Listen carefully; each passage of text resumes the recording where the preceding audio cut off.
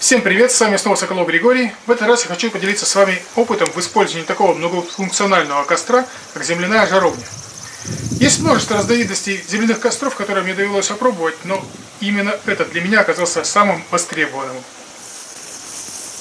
Итак, начнем с того, что нужно найти место для его изготовления.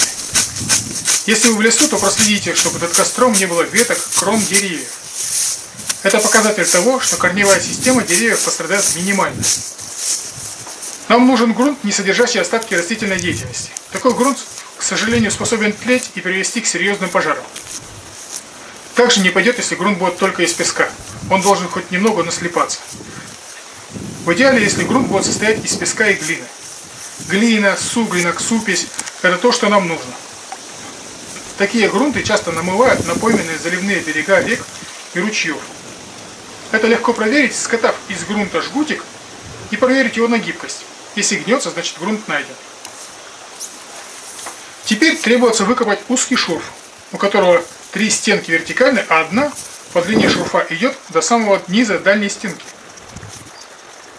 Длина шурфа приблизительно равна его глубине. Далее самая глубокая часть шурфа расширяется для камеры сгорания вертикальным срезанием грунта вовнутрь и выгребанием его по наклону желобу наружу.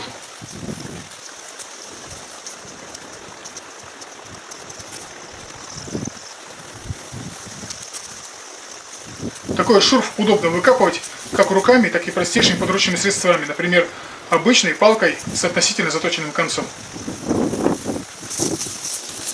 После того, как камера сгорания готова, делаем камеру для приготовления пищи.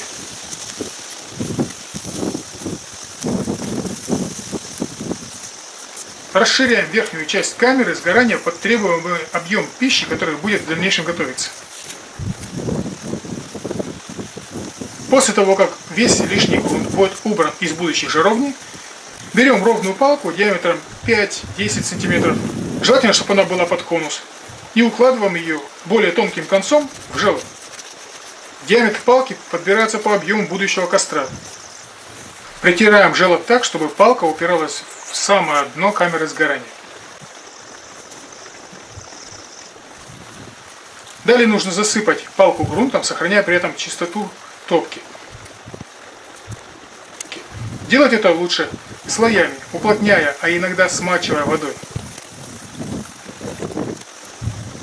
Внутренность топки можно тоже подровнять смоченным грунтом. После того, как жертв был полностью засыпан и грунт уплотнен, требуется его извлечь, предварительно покачивая и вращая. Получившаяся нора – это и есть готовое поддувало для жаровни.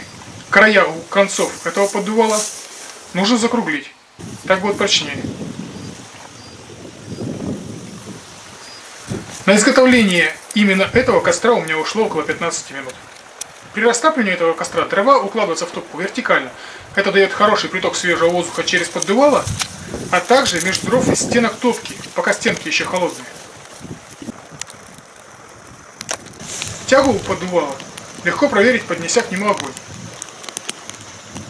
Если поддувало прикрыто, то из-за недостатка кислорода активность горения сильно уменьшается, и при этом дымность костра резко увеличивается.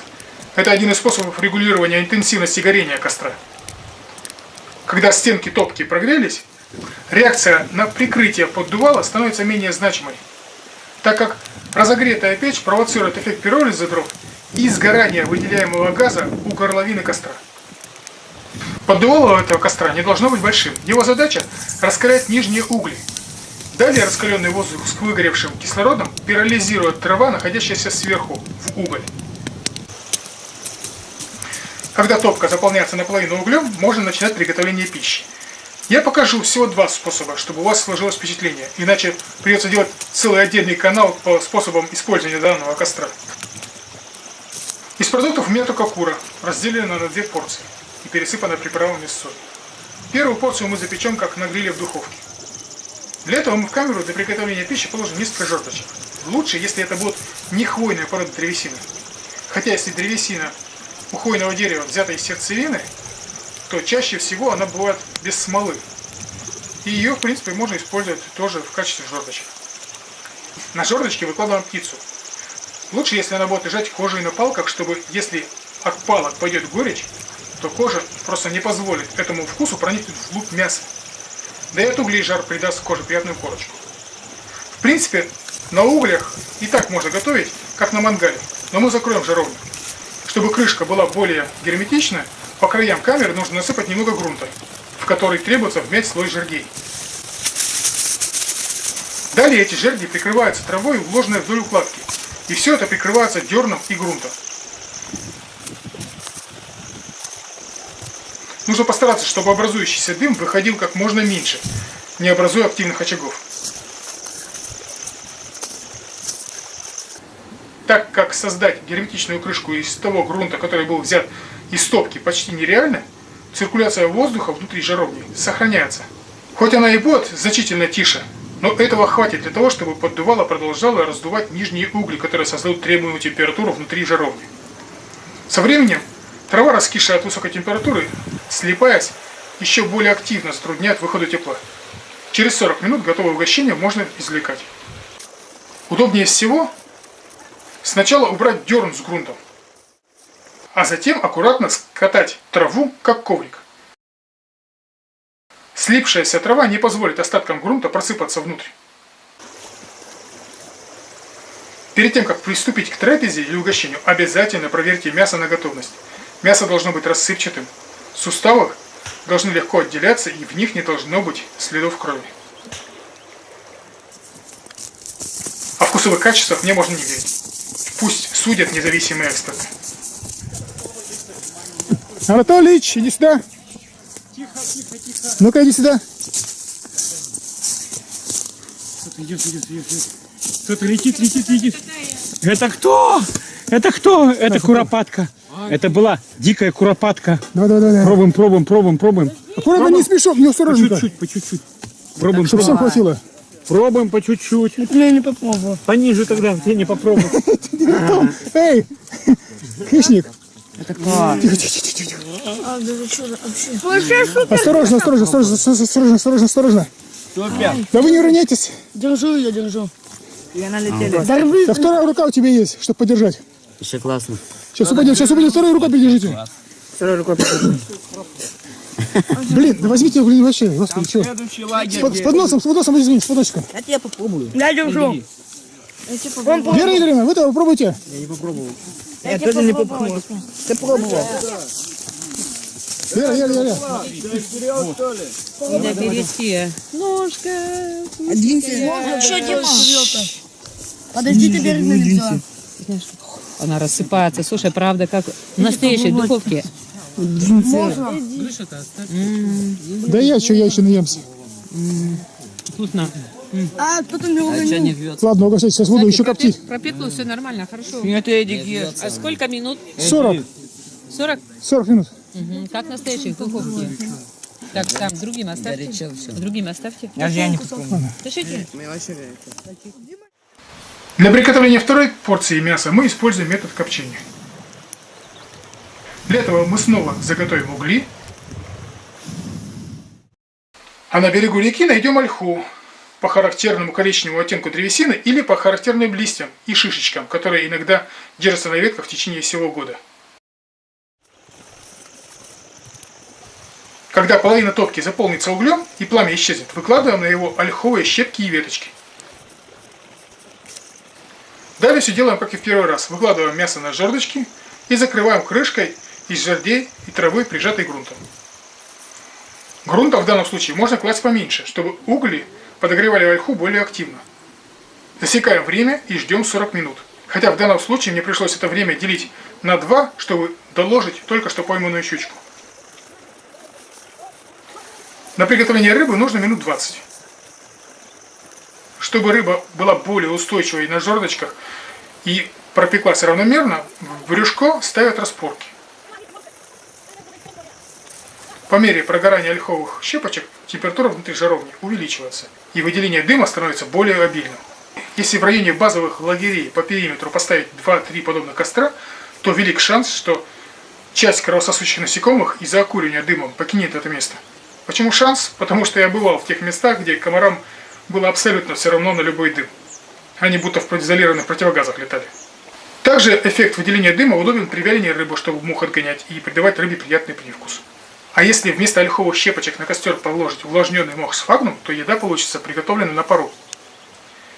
Я немного отвлекся. Так вот, если дым стал более активным, то можно его уменьшить двумя способами. Или увеличив толщину грунта на крышке, или немного прикрыв поддувало, как я и сделал. Ну вот и пришло время доставать лакомство. На курицу ушло около 40 минут, на щучку 20. Кстати, перед тем, как покинуть стоянку, где был использован данный костер, требуется его основательно закопать или хотя бы обрушить края вовнутрь, так как такой ямкой реально основательно повредить себе конечности. Теперь посмотрим, что скажет о новом лакомстве независимые эксперты.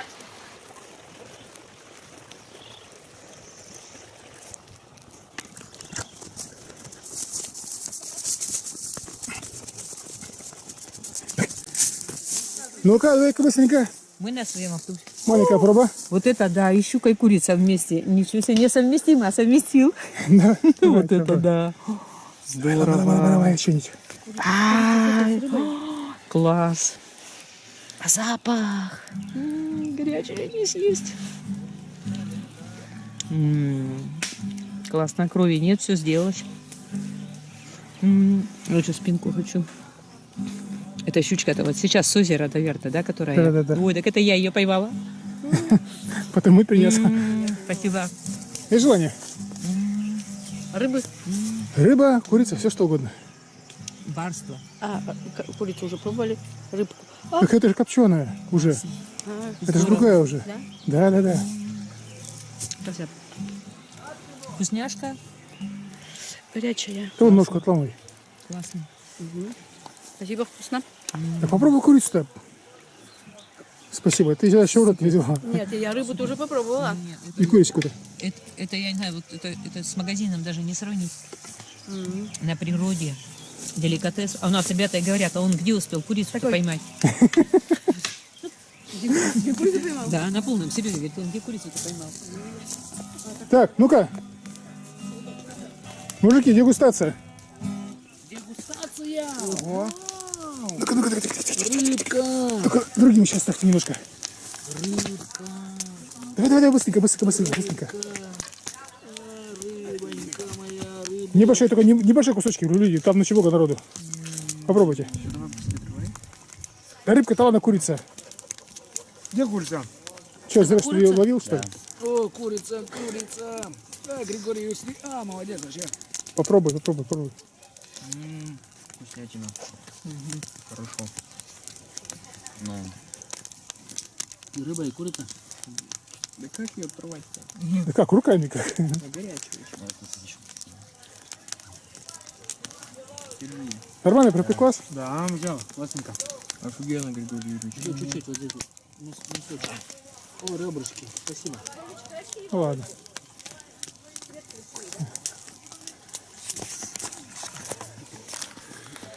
Вот так вот. Используя земляной костер, вы сможете без проблем наесться сами и накормить других. С вами был Соколов Григорий. Заходите ко мне на страничку в YouTube, ВКонтакте. Может быть, вы себе что-нибудь потом вкусное испекете. Всего доброго, пока.